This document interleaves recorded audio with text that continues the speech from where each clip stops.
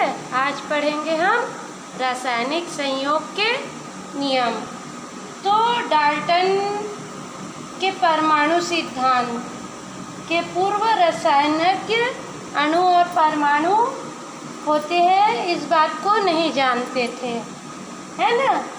फिर भी यौगिक किस प्रकार बनते हैं, इसका अध्ययन उन्होंने किया। इस आधार पर पाया कि प्रत्येक रासायनिक अभिक्रिया कुछ नियमों के आधार पर होती है, जिन्हें रासायनिक संयोग के नियम कहते हैं, है ना। तो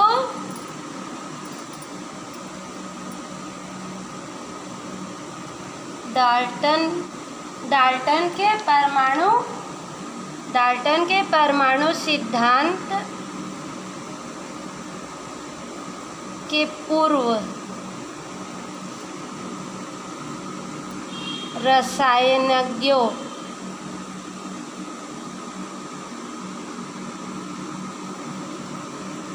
को अणु और परमाणु के बारे में ज्ञात नहीं था। फिर भी यौगिक किस प्रकार बनते हैं, इसका अध्ययन उन्होंने कर लिया था। ठीक है। इस आधार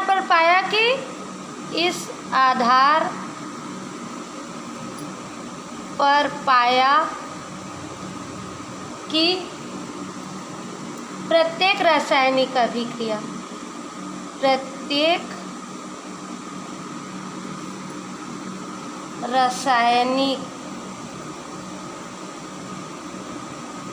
अभिक्रिया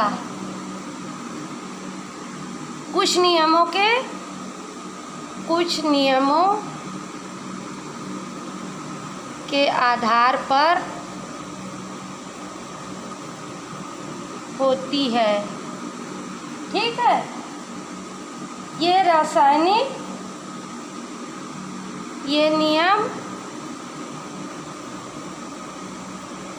नियम रासायनिक संयोग के नियम कहलाते हैं। ठीक है। ये नियम क्या कहलाते हैं? रासायनिक संयोग के नियम कहलाते हैं ना। रासायनिक संयोग के नियम निम्न हैं, जो निम्नानुसार है। ठीक। फर्स्ट है हमारा द्रव्यमान संरक्षण का नियम। ठीक। सेकंड है हमारा स्थिर या निश्चित अनुपात का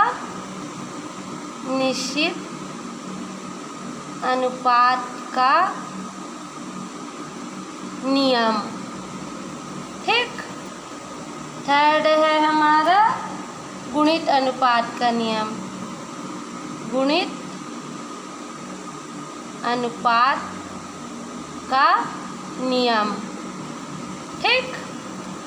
और फोर्थ है हमारा व्युत्क्रम अनुपात का नियम या तुल्यांक समानुपात का नियम।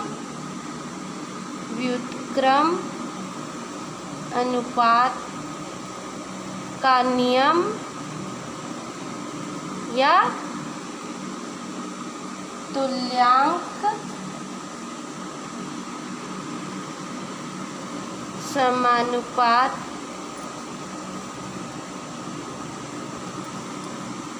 का नियम। ठीक।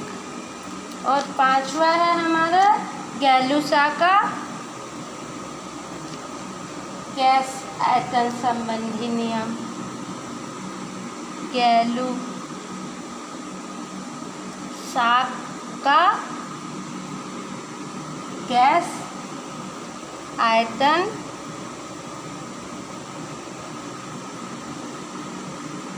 संबंधी नियम। ठीक है, तो 5 नियम है ना। तो पहला हम पढ़ेंगे द्रव्यमान संरक्षण का नियम। फर्स्ट, द्रव्यमान संरक्षण का नियम। तो द्रव्यमान संरक्षण का नियम क्या होता है? जिसमें द्रव्यमान संरक्षित रहे, है ना। तो यह प्रयोग 1744 में लेवोरिजिया नामक वैज्ञानिक ने किया था, है ना। उन्होंने पाया कि द्रव्य एक अविनाशी है तथा रासायनिक अभिक्रिया के फलस्वरूप अभिकारकों के द्रव्यमान में कोई परिवर्तन नहीं होता। मतलब अभिक्रिया के पूर्व जो द्रव्यमान है वह अभिक्रिया के बाद भी रहता है ना। तो इस नियम के अनुसार क्या हुआ?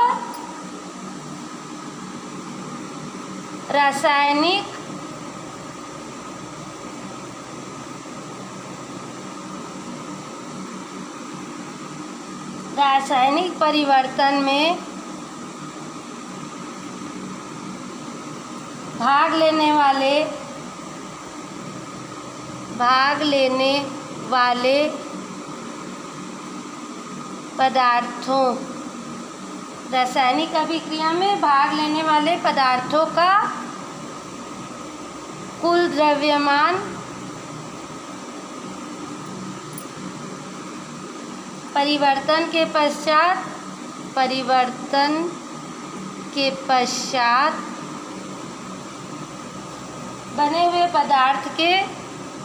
बने हुए पदार्थों के कुल द्रव्यमान के बराबर होता है। ठीक है, मतलब जितना द्रव्यमान हम का पदार्थ लिए हम, है ना, भाग लेने वाले पदार्थ, उतना ही परिवर्तन के पश्चात जो पदार्थ हमको प्राप्त होगा उसका द्रव्यमान होगा।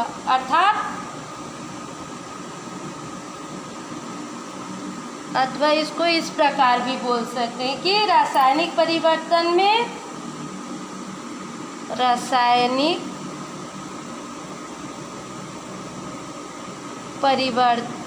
में द्रव्य न तो उत्पन्न होता है और न नष्ट होता है। केवल उसके स्वरूप में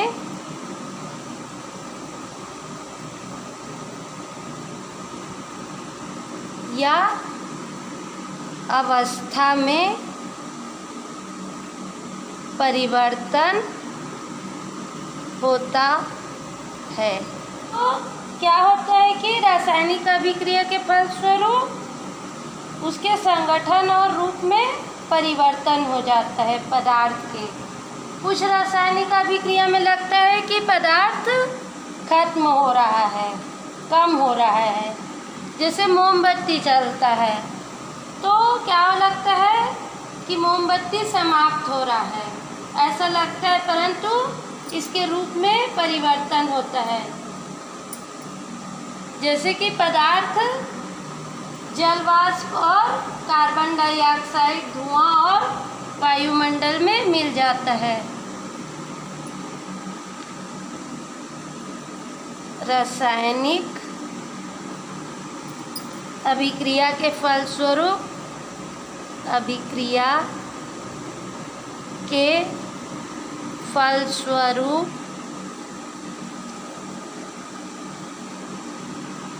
संघटन तथा रूप में परिवर्तन होता है। कभी कभी लगता है पदार्थ की मात्रा कम हो रही है।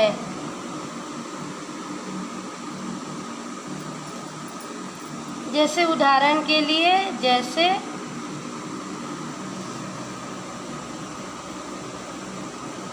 मोमबत्ती के जलने पर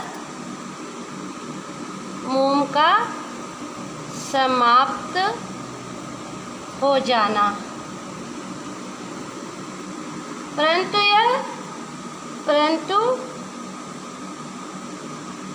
उसके रूप में परिवर्तन होता है। पदार्थ जल वाष्प, कार्बन डाइऑक्साइड, धुआं आदि वायुमंडल में मिल जाते हैं। ठीक है, इस नियम की पुष्टि प्रयोगों द्वारा। ठीक, तो इसके लिए एक चपटा फ्लास्क लेंगे अपन।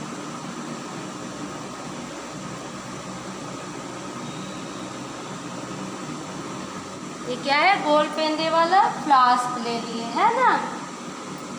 इसके निचले भाग में रेत बिछा देते हैं अपन। अब ये रेत के ऊपर एक फास्फोरस का टुकड़ा रख देते हैं। ठीक है, और फ्लास्क के मुंह पर एक कार्क का ढक्कन लगा देते हैं। ठीक है, इसका कुल द्रव्यमान अपन ज्ञात कर लेते हैं। ठीक है, अब इसको गर्म करते हैं। इसको हीट गर्म करेंगे।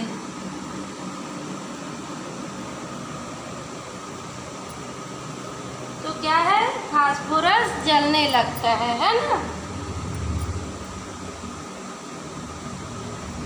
और फ्लास्क में क्या है, उपस्थित वायु में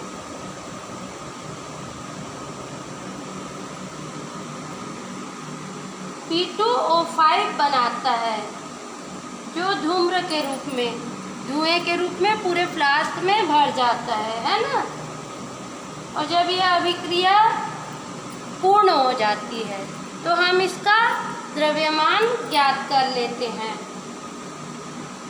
तो जो द्रव्यमान हमारा पहले रहता है वही द्रव्यमान फास्फोरस के जलने के बाद भी प्राप्त होता है। तो इससे ये सिद्ध होता है कि पदार्थ को न तो नष्ट किया जा सकता है और न ही उत्पन्न किया जाता है।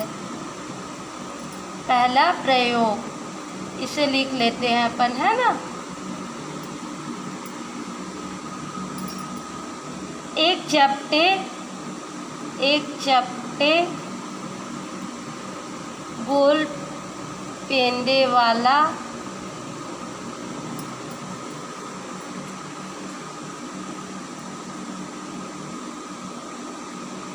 फ्लास्क लेकर उसके तली में रेत बिछा देते हैं। फिर उसके ऊपर फास्फोरस का टुकड़ा रख देते हैं। ठीक है।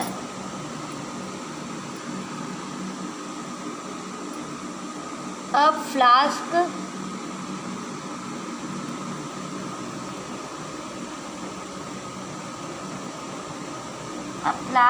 के मुंह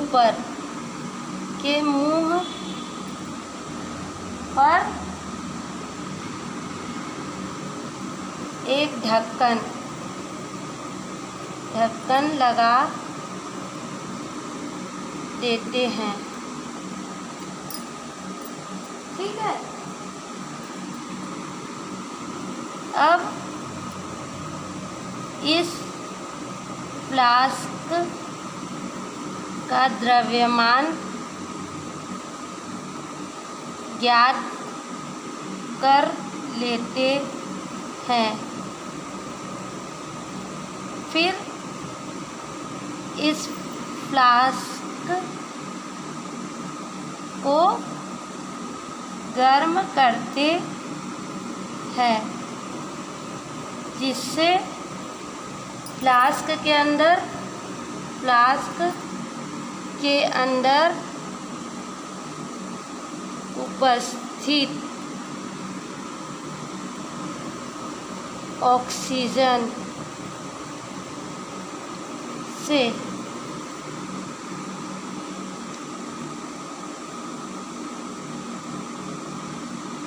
क्रिया कर फास्फोरस जलने लगती है और P2O5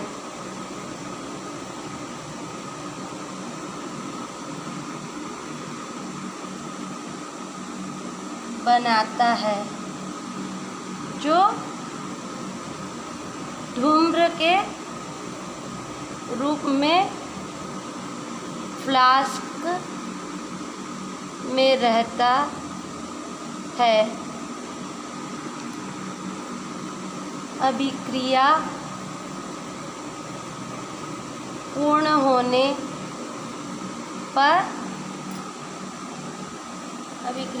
होने पर फ्लास्क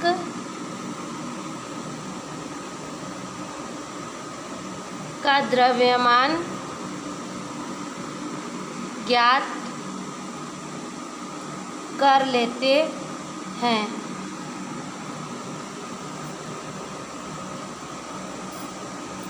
तब हम पाते हैं कि प्रयोग के पूर्व फ्लास्क का द्रव्यमान जो था, प्रयोग के पश्चात भी फ्लास्क का द्रव्यमान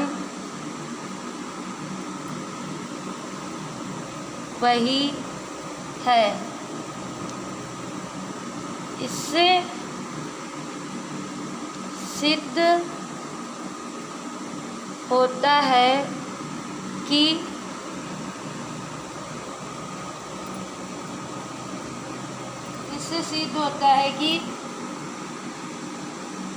रासायनिक अभिक्रिया में न तो पदार्थ को उत्पन्न किया जा सकता है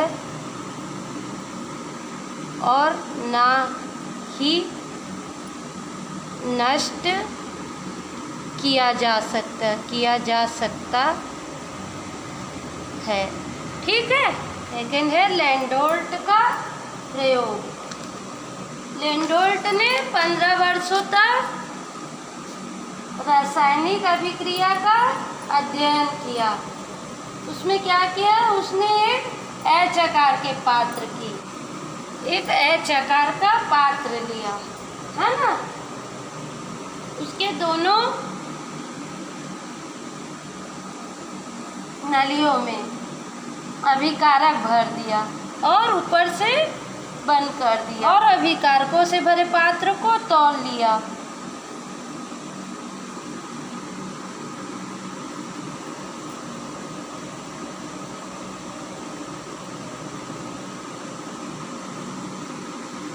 इसमें सोडियम क्लोराइड ले लिया, सोडियम क्लोराइड, और इसमें क्या ले लिया? Silver nitrate. ठीक। और दोनों को भर दिया। तो इसे लिख लेते हैं। लैंडोल्ट ने एक एच आकार का पात्र लिया और उसकी दोनों नलियों में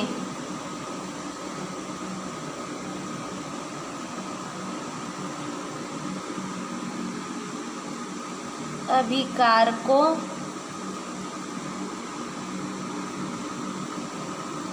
सोडियम क्लोराइड और सिल्वर नाइट्रेट को भर दिया और ऊपर से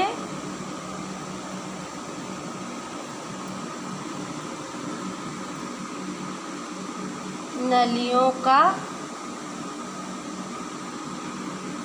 मुंह बंद कर दिया। फिर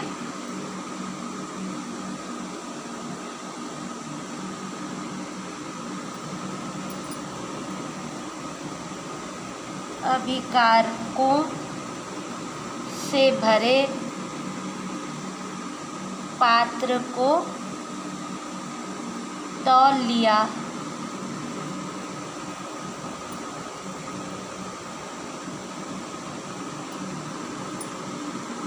फिर उसके पश्चात दोनों अभिकारकों को हिलाकर मिला दिया और अभिक्रिया के पश्चात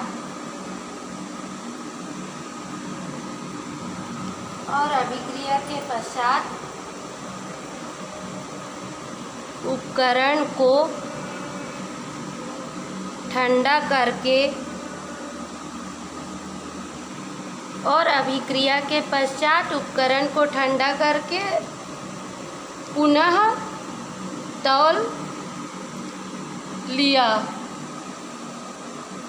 तौलने पर पाया कि प्रयोग से पूर्व जो द्रव्यमान था वह प्रयोग के पश्चात भी है। ठीक है। यह प्रयोग उसने कई पदार्थों के लिए अपनाए। लैंडोल्ट ने यह प्रयोग कई पदार्थों के साथ किया।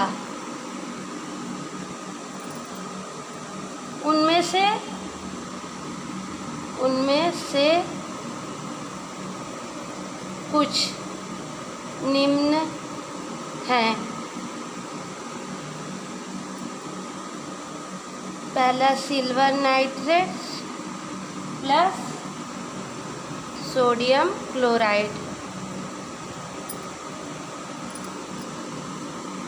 तो silver chloride plus sodium nitrate.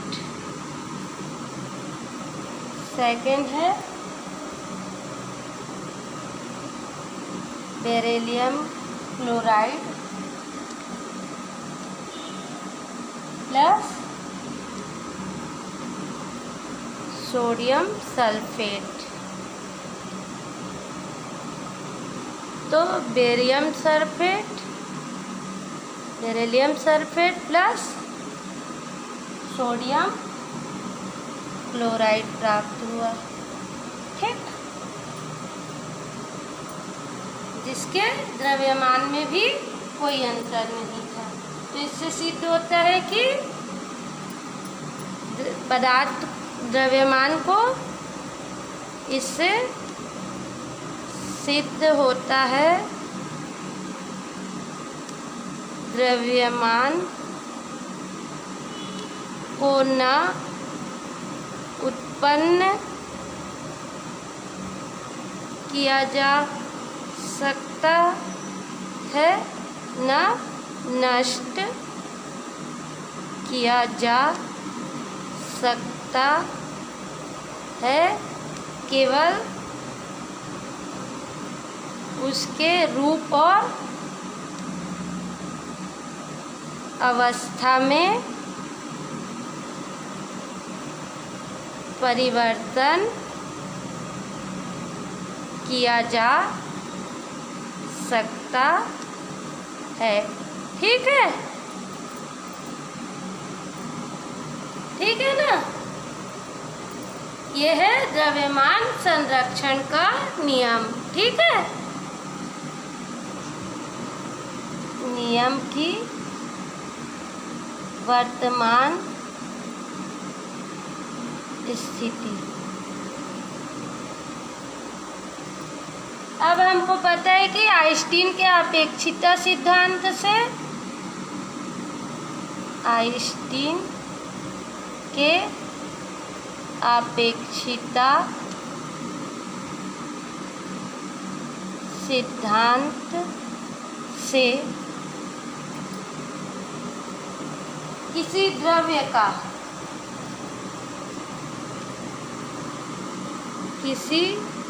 द्रव्य का द्रव्यमान तथा उसमें अंतर्निहित ऊर्जा,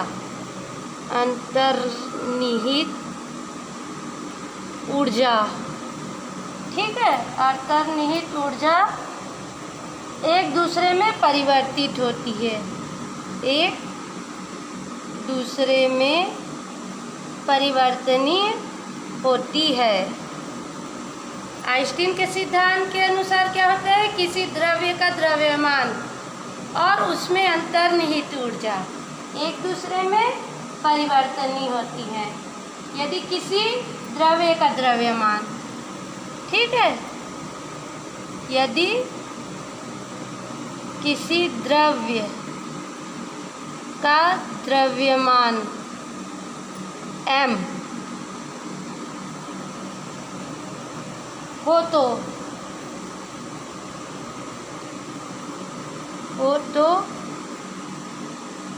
इसे पूर्ण रूप से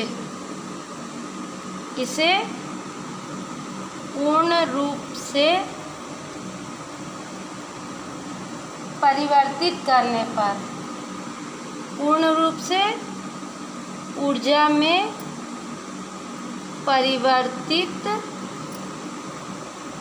करने पर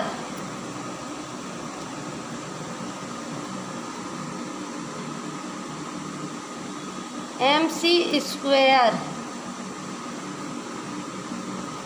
के तुल्य ऊर्जा मुक्त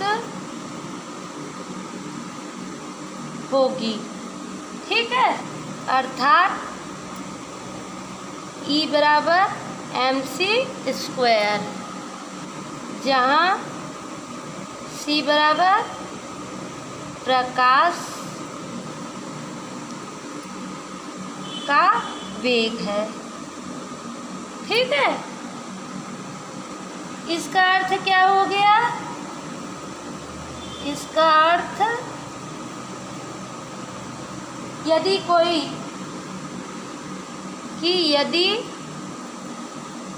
कोई क्रियाकारक पदार्थ उत्पाद में परिवर्तित होता है,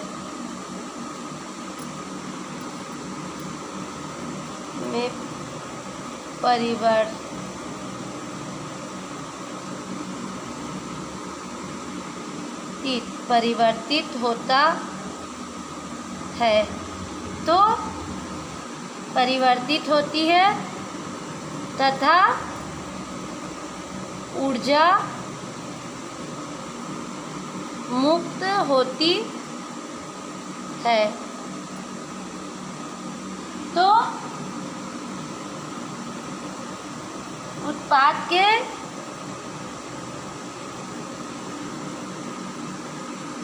द्रव्यमान में कमी आएगी। ऊष्माशोषी अभिक्रिया के लिए ऊष्माशोषी अभिक्रिया में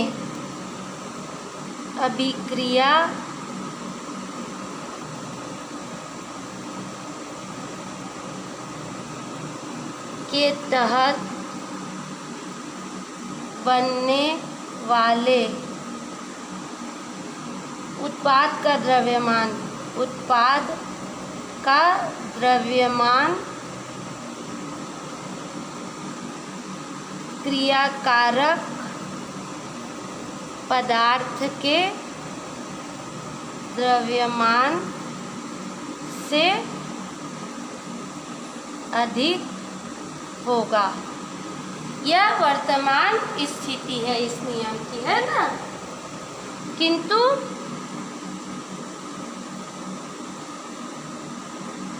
द्रव्यमान में होने वाला परिवर्तन नगण्य होगा। इसलिए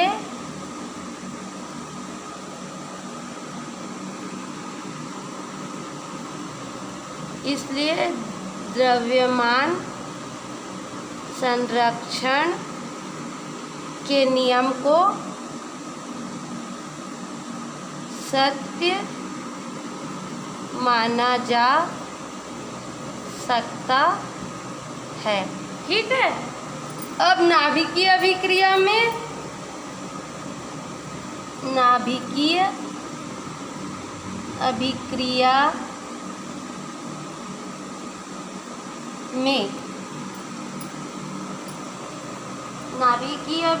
में ऊर्जा परिवर्तन इतना अधिक होता है कि ऊर्जा परिवर्तन इतना अधिक होता है कि अभिक्रियाओं में क्रियाकारक तथा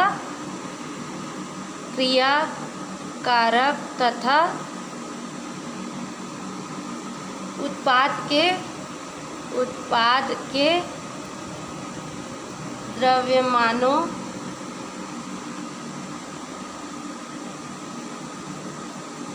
में सार्थक परिवर्तन दिखाई देता है। तो यदि हमें द्रव्यमान संरक्षण के नियम को पूर्णतः लागू करना है, तो हमें यदि द्रव्यमान संरक्षण के नियम को पूर्णतः लागू करना है तो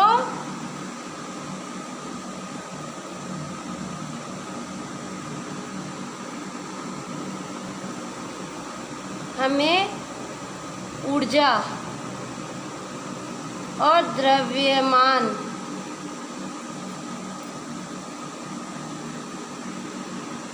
के अविनाशिता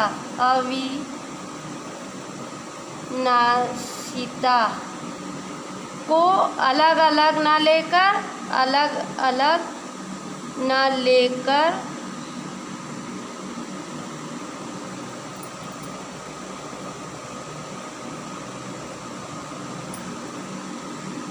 कुल अविनाशिता के सिद्धांत को मानना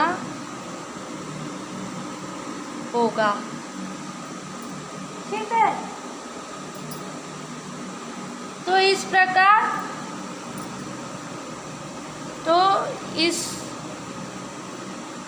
प्रकार द्रव्यमान संरक्षण का संशोधित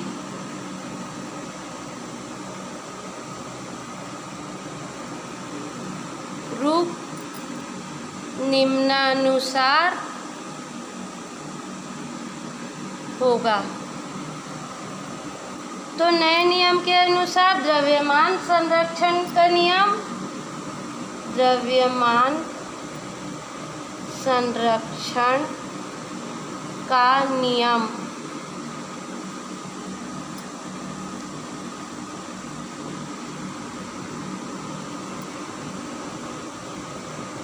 द्रव्यमान तथा ऊर्जा एक दूसरे में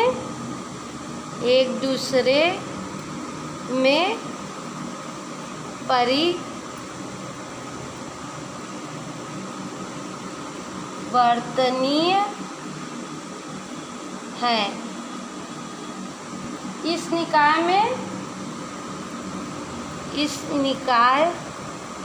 में दोनों एक साथ लेते हुए,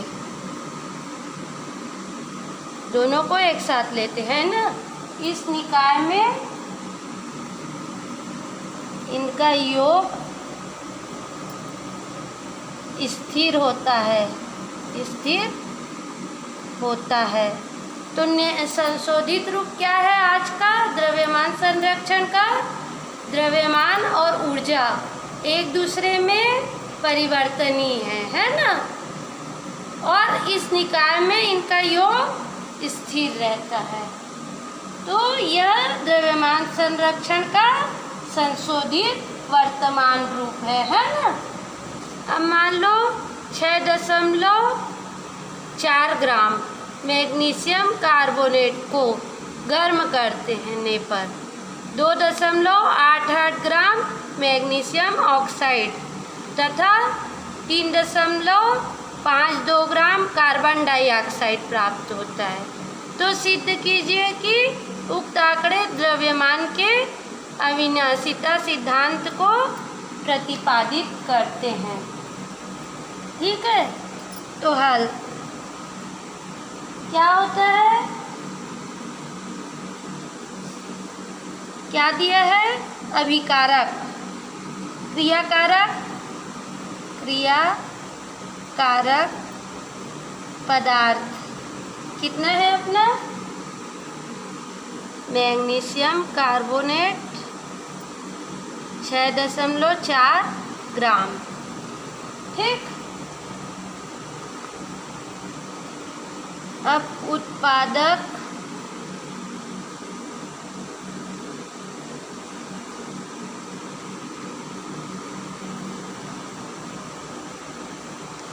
उत्पाद पदार्थों का कुल द्रव्यमान बराबर मैग्नीशियम ऑक्साइड और कार्बन डाइऑक्साइड का, है ना। Magnesium oxide plus carbon dioxide का द्रव्यमान, है ना। तो ये आ गया हमारा 2.88 ग्राम प्लस 3.52 ग्राम, ठीक। तो ये आ गया हमारा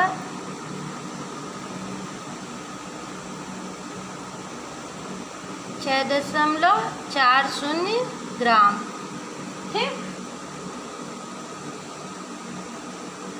अतः क्रियाकारक पदार्थ बराबर उत्पाद पदार्थों का कुल द्रव्यमान, दोनों क्या है, बराबर है।